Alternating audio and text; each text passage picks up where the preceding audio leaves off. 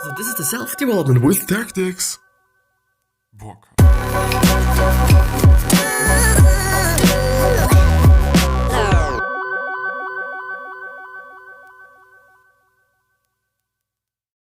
So, hello and welcome back to the next episode of the Self-Development with Tactics podcast. And I am fucking pumped to be here again, and more in fact because, as you can see, if you're on the YouTube video, I stepped up my game, definitely stepped it up, and I do have now some kind of an intro, some kind of an intro screen where, there is just something different than all the fucking time else, which is, I think, totally something that I enjoy. And it has a lot of just obvious advantages compared to, the regular just move or the regular just look of my videos. Just looks more interesting. I can just play a little bit with it. I can just, do it in a different way. I could add music. I could do so many more things that I actually didn't know. So I'm just using the same program as well, so just as before quite, but I didn't know that. And this is always the thing that often you just come to certain conclusions or come to certain points or just think about certain things and you come to some other solution or things that you've haven't been thinking of, and this is then just something great. So I always enjoy it when I just step across something that I haven't been thinking about, and yeah. But I do have certain problems with the setup today. Never mind. So we're going ahead with the actual video. As you can see, maybe in the background, if you've been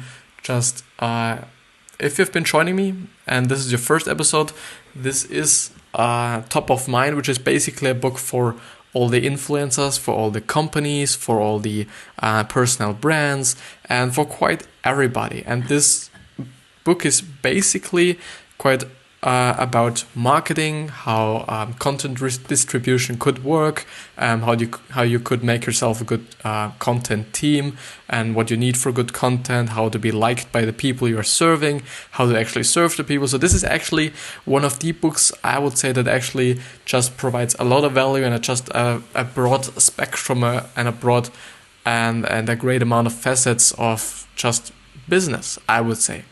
But the last time, which was actually the third time, and I do hope that I will finish this one today, because I'm not quite into just going through it once more after this one, because then it would actually be the 5th episode, which is something I do not know. I do like it. Definitely I like doing these videos. But I do not know if it's that interesting for you. And it's maybe not that interesting for me as well. It always depends on what the book is like and, whatsoever. But, anyways, this is also one of the reasons why I'm quite, happy that I do just go through 2 books at a time, which then provides for me just the change in my life. So if I just would do all the 5 episodes that I did on this particular book, in a row quite, so just today and tomorrow and, the day after tomorrow and so on, I think this would just be so fucking boring for me that I'm just, as I said, I'm pretty fucking happy that I do just had the idea of actually doing 2 books at a time, or going through 2 books at a time. But we'll stop with what's happening there. And I do remember, thankfully, to close everything. And I do actually was thinking about adding music, but I do not know. Because the problem with adding music would be if I would actually use the video as, an Instagram video as well, or as a particular other YouTube video, as some kind of a motivational mix-up or mash-up or whatever you want to call it. This would then be not that good, because I would just have to just listen to the music and have to be sure, okay, if I'm just putting music over music, this might sound completely shit. And if I'm there using some kind of a music that might be too bright and too vibrant and too happy for the video that I actually want to create, this would also be fucking bad. But I would, on the other side, say that having some music in the background would make it a little bit more interesting, maybe, if I'm not that entertaining enough. But yeah, so it would definitely be a little kind of another vibe to it, and I would just maybe add a little bit more spice to it as well. But I don't know, oh my god. No. So this should be fine. I actually do think normally it's like this. Could it be like this? Or like this? Yeah, normally it's like this. So yeah. So committing to a process of content creation, and this was actually the point where I stopped, but I do just want to recap it again because I just feel like, okay, maybe I'll need this one. Maybe I'll just need this one to not really jump into the episode, but rather just have some kind of transition. So you don't need to create all the content yourself, obviously, but besides that, I wouldn't be like, okay, I do not want to create any content, so you do need original content. Most of the people will come to your site, to your page, to your profile, whatever you're doing, because they want to see your content. They are not coming to see any fucking content of any fucking other page, other Instagram page especially, from other people. This is not what they want. They want just original content. So maybe the thing is, a lot of people just want to have some content. The problem is you not having as a personal brand, which would be the most extreme example, you as a personal brand without actual just original content would be just really fucked. Because you do not have any fucking reason for the people to actually come to you. They actually could come to any other fucking person or site and just check out their content because it's just, another person's content anyway. So yeah. Surround yourself with a team of strategists, writers, and editors. Together, figure out a collaborative, creative process for translating the knowledge bank ideas into engaging written content. The content reviewer should ask, does this make sense, and could anything in here hurt my brand? And the last sentence was actually the one that I was speaking about in the last few minutes of the last episode, where I just told a little story about Elon Musk and what he had to do with the content review and what kind of encounter he had with him or her. I actually do not know whether it's a him or her he's having. And the publication distribution. Even the best piece won't get you close to becoming top of mind if no one in your audience ever reads it. And that's totally true. And this is also something that I think about. And I then think about it like, okay, maybe my content is good enough, but maybe just the people who actually want to see it and the people that might be interesting to them aren't seeing it actually. Therefore, advertising would be a thing, but this is something that I do feel about like, okay, I could do it practically, and in terms of the money, I could also do it, but do I really want to spend the money on it? Do I really want to just be faster and just not be patient? And maybe even my content isn't good enough, and this would be just the fucking point where I do just, kind of leave a lot of money or just lose a lot of money. But yeah. Blah, blah, blah, blah, blah. So start with guest contribute the content on external publications, the vehicles to build authority and tap into an existing audience. Actually a good idea. And also collaborating, whatever, you know what I mean. And with, the best thing would be with really big artists, which do have a really just big audience already. But most of the time I wouldn't say that this is quite possible for just a newcomer or just someone that is quite starting out with, what the other person might be doing for their whole life. And they won't probably just work with someone that are just, do not have quite any experience. So, and I would just understand it totally. Target publications that your audience reads. So target publications that your audience reads. So where are they hanging out online? What are they reading? And how can I get in front of them? This is actually a good point because this then really comes up to who your target audience is. If your target audience is between 10 and 17, they might be not reading quite a lot of newspaper ads or newspaper in general, I would say, in the really big macro. So in the micro, there will definitely be a lot of just 17, 16, 15 year olds that might be just, reading through the newspaper even every single day. But on the big picture, on the very macro, you can totally see, or I think it's totally like, okay, you could, probably better reach them with online ads or ads on YouTube or just social media in general. But in general, I would say online, so in the digital world. And but there are also some other things. Are they more on YouTube? Are they more on Facebook? Are they more on Instagram? Are they more on this forum or on this forum or on this forum? There are quite a lot of factors to where your audience actually is and what they are reading, which means that maybe they are just reading only just really short paragraphs or really short stories. Maybe they want to have just really big stories. Maybe they do just want to have, audio content or video content. Maybe they do not even like written things. So this could also be just, the thing. And how can you get in front of them? Which is basically, I think, what just some kind of, what do they want to see? What topics do they want to see? How they want to see them in terms of how you actually design your content, whether it's written, audio, or video is then, doesn't quite matter. Then it just matters how you produce and how you make the audio, how you produce and how you make the written, and how you produce and how you make the imagery or, the imagery. Contributing content is based on relationships and commitment to engaging, unique content designed for that publication. Engaging unique content designed for that publication's audience, not your own agenda. This is quite a fucked up sentence. I'm quite sorry for that. But what the author actually wants to say here, whether it's the author of the book or the author of the summary itself. So basically, could actually add some kind of... No, I won't.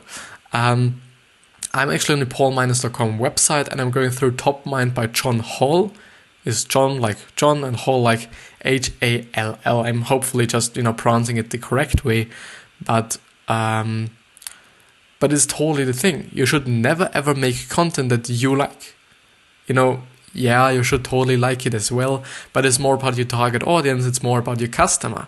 The most important thing is that they like it. Whether you like it or not is then something that's kind of an optional thing. The best thing would actually be you both like it, because you then feel good producing it and your audience and your customer feels good by just receiving it, because this is actually what they want.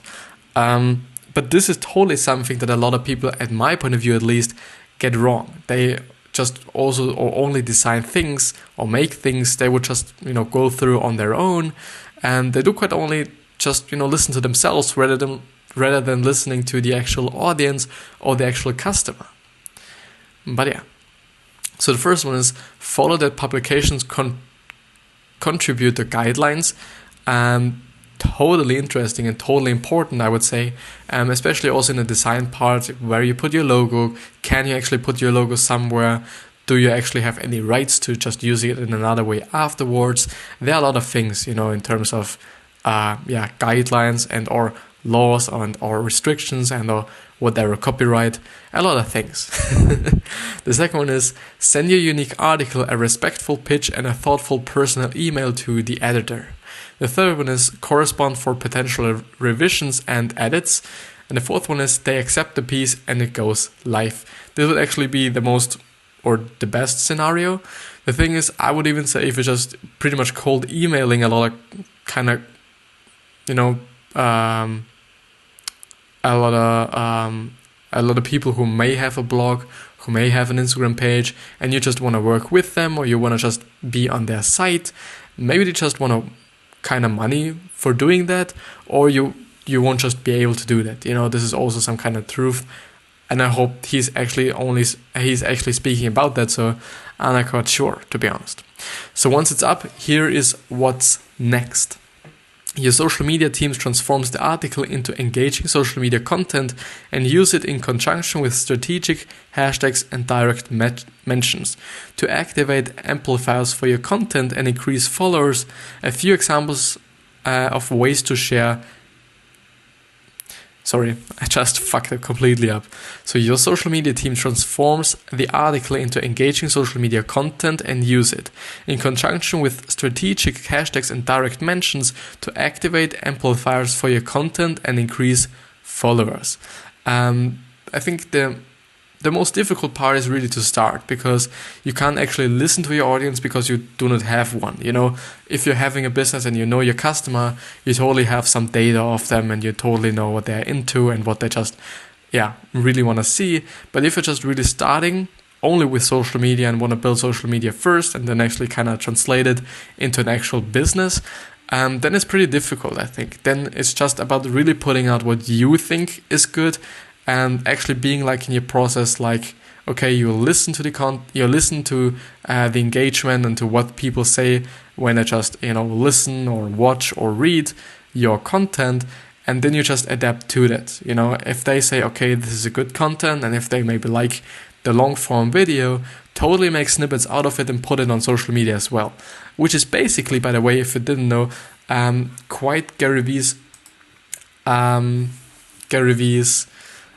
social media strategy. So he actually produces a lot of long form videos or long form content, like half an hour or 1 hour of video upload each day, or half an hour or 1 hour of audio, so podcast upload each day, and whatever. And whenever he sees that a lot of people just really engage with certain things and or certain parts of this long form content, he actually cuts it out, or his team cuts it out and puts them on social media as well, so that people actually can see what they have already resonated with and what they have already liked, and to just like it even more. And maybe they're even just really small parts of this certain speech that a lot of people just like then as well, and maybe you can just cut it out and put it on as well, and maybe not directly in the same way, like only the video, just maybe design it in a different way, design it in an innovative way, so that people aren't actually getting bored from or of actually the same shit, or you actually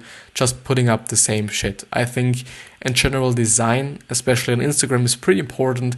I would say, in general, in online media and or just on social media platforms, design is pretty important, because if some things do not look good, I would say, and even work not good, I often see people who are actually using just so bad font or bad typefaces for their designs. Typefaces that you can't actually read anymore because they are so condensed or so light, and even on a black background or just a colorful background where you totally can't see any fucking thing, which is something you should, kind of watch out to.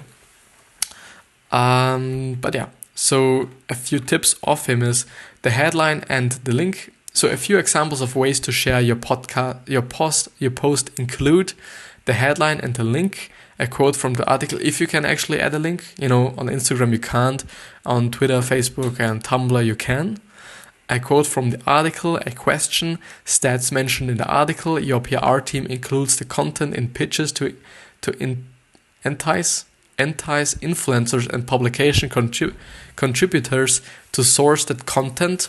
Your SEO team uses the right tools and software to track its performance and search and optimize your efforts to ensure that the content is showing up for the terms that draw more of the right eyes to your work. You use paid promotion, distribution and amplification efforts to increase your chances of getting your content in front of the specific audiences you're targeting. Your email marketing team incorporates the piece into your next campaign to ensure that your distribution networks stay connected to your thought leadership efforts. What the fucking hell? Your entire staff shares the article through the personal and professional networks and increase the article's reach. Republish the article on your LinkedIn page, tweaking it so that there is direct call to action for leaders to engage further with your content. And I think, and this is quite a big part of social media and working on social media and working with social media, is that actually knowing that certain platforms just really want certain content and certain forms of content. LinkedIn is definitely a platform where you just do not want to put up just the same content as on Instagram.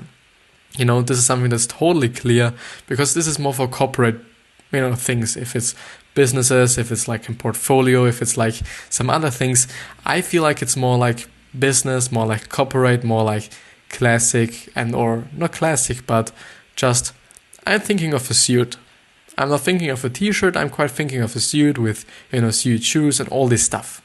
When I'm thinking about Instagram, it's definitely more artistic, definitely more design, definitely more creativity, definitely more of just putting out what you want. I'm just thinking about like paint and just being creative. Twitter is actually something that I quite not understand that well. So actually I put out the same content on Instagram and on Twitter and on Facebook as well. And Facebook and Instagram, I think they correlate pretty well, even though I see not any just future in Facebook, because you can definitely see that no one is just fucking pretty much seeing your content, because they just really don't deliver it to your audience quite often, which is totally a fucked up shit. But it makes sense for them, because they just want you to pay for getting the reach and for getting whatever, which totally makes sense for me. But send the article to a handful of industry influencers, business leads, or other valuable connections, and encourage members of your team to do the same. I'm going to write about this topic again. You tell each of them individually what are your thoughts, and I would love to incorporate a quote from you. Finally, distill the essence of your article into different formats. These might include slideshare decks, infographics, and white papers. The more shareable, the better. The goal is to open up new routes for your audiences or for audience to discover and make use of your content. And that's totally true, and that's totally a great point. And I do really like the view that this author and also the author of the summary puts on creating content, because he says you should be diversified, which is totally, I think, one of the keys. Only putting stuff up on Instagram is good. Yeah, it is good because you can concentrate on it and whatsoever. But if fucking Instagram goes down, you're going down as well.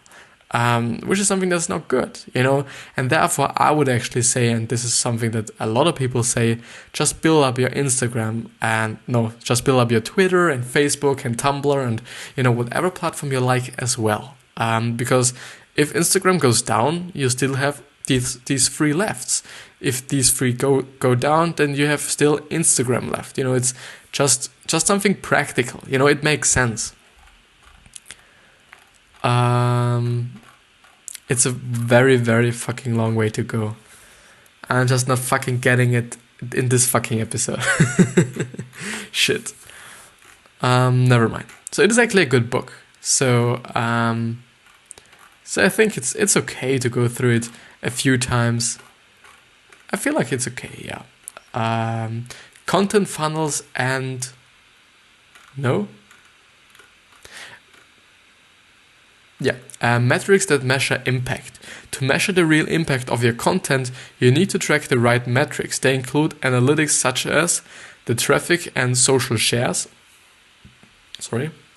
the amount of time visitors spend reading your content, the number of leads converting from it, the impact of your content on search engine optimization, SEO, efforts and search engine results page, SERP, rankings. Metrics guide you in making constant incremental improvements to your contents so that it's always relevant, helpful, and engaging. These metrics will also give you insights into your audience, like what kind of headlines do they click on, what topics are they most interested in so you can follow up, and which piece of content made them convert into leads. Totally great point. I do still think that it is pretty difficult though, because especially in my case, I do just often see on my metrics and see what posts actually work the best. And the thing is, I do not see any fucking correlation between all these posts, I have a few posts that, went up just really fucking bad, and I didn't actually know why, and I still don't know why. But I just, as I said, I just looked them up. I just looked at them, had a look at them. And I was like, I don't see any fucking rule behind this. So I'm not seeing any fucking kind of pattern. And maybe I'm just not looking in it that well. Maybe I'm just not seeing it. This could totally be the thing. But yeah. The fourth one is the content funnels and customers. The journeys or the journeys, whatever. So to best serve your audience, you have to completely understand each stage of your journey and create a funnel so that the path leads to you. The first one is problem identification and awareness. The journey begins with the buyer becomes aware of a specific problem, opportunity, or need that they are facing, and they then might wonder, or they are wondering, what are the options? How can I fulfill this need or address this problem? What are the experiences of others in this situation? And what challenges can I expect to face as I move forward? I would say in general, having these questions and just having a look on this question just really gives a very, very obvious thought to you. I'm stopping now. Maybe you think about it, maybe not. Which is basically, if they're thinking of those questions, what is the best option? How can I fulfill my need? How can I solve my problem? How can I just get the best experience out of it? They should think about your brand. If they're just thinking about this, they should then come to the conclusion that your brand is actually fulfilling their needs, solving their problems, is the best option, and so on. Whether it is actually, I think it doesn't even matter that much, because often I feel like, no, it matters, sorry. It totally matters. You do just have to be the best option to really have a chance.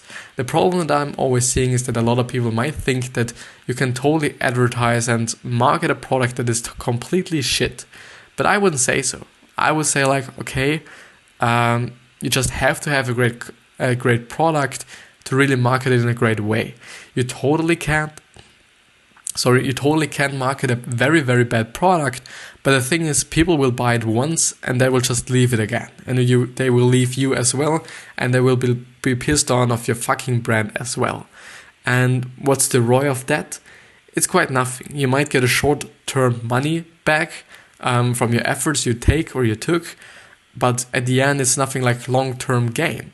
If you're going for the long term, and if you're really trying to get the product and make a product that is really benefiting the people you're actually serving, then you actually can be sure that people will come again, and people will tell other people to come to you again, and so on and so on and so on. So actually, which is totally something that I do just not quite always think about. I'm just also sometimes, pretty much drifting into this kind of short-term behavior as well, and I then just have to remind myself on being patient and being just a little bit more patient, and just wait a year, wait 2 years, wait 3 years. Nobody knows how long I will wait until I can actually make a living, or even a great living of what actually I'm doing right now, but I will see, and totally document it, and will talk about it in the way that I'm just actually quite pursuing my dream. Maybe it is my dream. Maybe, the thing is, these things also change. It doesn't have to be the thing that I will dream of this, maybe the next, after 50 years as well. Maybe this will just fuck me up, and I will just really pissed that I actually took this route or this path. But who the fuck knows? And therefore I'm just trying hard to get the best out of it. I'm trying to learn as much as I can, and I totally can see that there are a lot of benefits to me in my process. So even if I just don't get to my goal, even if it would just take me a long while, I would still learn a lot of things. I would practice my English speaking. I would learn a lot about business and a lot about marketing, a lot about the other stuffs that I'm actually talking about, and so on. And I also know a lot of stuff about marketing and actually producing great content and actually distributing it, and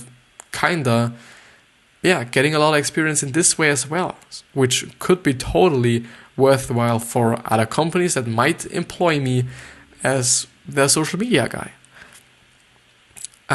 Your content should largely be educational and help the individuals connect the dots from the problem to how they may be able to solve it. The problem that I'm seeing right there is that being educational is not necessarily what it should be. A lot of people do not want to have knowledge. A lot of people do not want to have the most information when they're just watching a YouTube video. They just want to be entertained, and this is also a way of giving value to people by just being entertaining, or just giving value to them, or just giving value to them, or being entertaining. It's an or. Totally an or. It doesn't have to be one or the other one, but it totally again comes up to who your target audience is. And there's an example of an educational ebook or educational ebooks. Find out where your target buyers live online and publish content through, and specifically for those channels. For those channels, I've been talking about it. LinkedIn definitely just wants other content than fucking Instagram and so on. At CTASs, which are call to actions, that direct visitors to your gated content where you can offer them even more value in exchange for their contact information and permission to follow up. With gated content, your readers get premium access to relevant insights, and you enter valuable information into your database, taking you a step closer to becoming top of mind. When I'm thinking quite about premium content, I always just think about buying for the content, which at my point of view isn't the way to go. I think this is not the best way, because then you just really putting quite a border, like a wall between the people and the knowledge that they may need, and if they just get it from you, they will totally be happy that they found it from you and will just follow up with you, watch your videos, buy your merch, just buy into your videos, buy into your written content, and so on and so on. So at the end, just giving away certain things with money or for money, at my point of view, does make sense to some point of view, because just paying something for something, so paying something or paying some money for something totally puts you, the buyer, into a totally different position than if you're getting it for free. You will be more honest about it, and or more just taking more effort for it or with it, and so on. So there are a lot of other psychological thoughts into just actually pricing your content and or pricing your products. But yeah, actually giving it away is just a way to really serve everybody, and this is something that's totally clear. The second one, actually, research and consideration. The research stage is often the lengthiest and of the entire journey, which is why most of your content will be targeted here. You need to be patient, strategic, and perhaps most important, consistent. Your goal is here to be present. Your goal here is to present your audience with the solution and show them the complexities and expertise involved in doing it well, which will overwhelm them and convince them that they want help implementing it. An example would be guides and best practices. What the fuck? You now want to encourage your audience to spend more time on your website. Through tactical, actionable, and educational on-site content, you can further establish yourself as a valuable resource on that journey and become a top-of-mind option for the future purchasing decisions. And I like the really last sentence, or the really kind of bit of the last sentence, which is becoming a top of mind, which they basically, I can't fucking talk today, I'm so sorry, which basically for me means that if they're thinking about the problem, if they're thinking about they actually have a problem, the first thing they will just think about is you as a brand, you as a company, you as whatever. And I think this is the way to go, and this is what you really want to achieve, that these people that have the problem you have a solution to actually think of you the first time when they're thinking about the problem. But yeah, the thing is, I could actually go through it, but because I can't speak today, that properly at least, I'm quite feeling like, just going through it like I have to, or being like I have to, you know what, I go through the decisions, and I fucked up.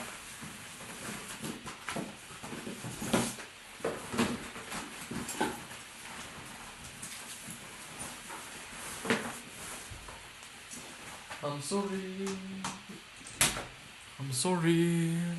I just have to plug in my fucking PC because it would just turn itself off if I'm not doing it. And then the whole recording would actually not be away. The thing is, this actually happened to me once because I was so, I don't know, I just saw it. I saw that my battery is going down and down and down. But I was like, you know what? I just don't want to, some kinda subconsciously. And then everything was fucked up and I just really fucked it, yeah.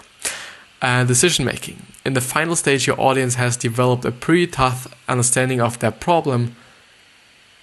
Yeah, actually, your team, never mind. And the potential solutions that are available. They are now ready to begin evaluating options and make a decision. Here it is ideal to produce content focused on truly identifying your company as the best solution. An example would be a case study, comparison tables, trial offers. Comparison tables, trial offers. Good content in this final stage communicates urgency, differentiates your company and what you offer from the competition, and help your audience evaluate their options to make the best decisions or the best decision. Help them weigh the pros and cons of the various options, answer their most pressing questions and concerns, and back up the information you provided with empirical evidence, and what have others done in the past and how did it work out. Make a strong evidence-based case for your company, explain why you are the best option, and create comparison guides that make the advantages you offer over the competition crystal fucking clear. And with that being said, this was my fucking audio tag. And now we're here in the fucking outro section. So intro and outro, whatever it is actually called. Is it actually called? I don't know. So yeah, and this was it with the episode. I hope you've enjoyed it, and I hope you've got something out of it. Do not forget about your legacy and about giving back to the people, and I hope you just liked my little audio tag. I think this was actually the second time that it was seeing on here actually. It would totally be great if the background would be transparent. I do just have to work on that. I do just have to do this. I think this would just make it a little bit better. But yeah, I hope you got something out of it. I wish you the best health, wealth, happiness, and success. And I hope you're tuning in again tomorrow. And I'll see you the next time. And I wish you just the really, really, really best. And I love you.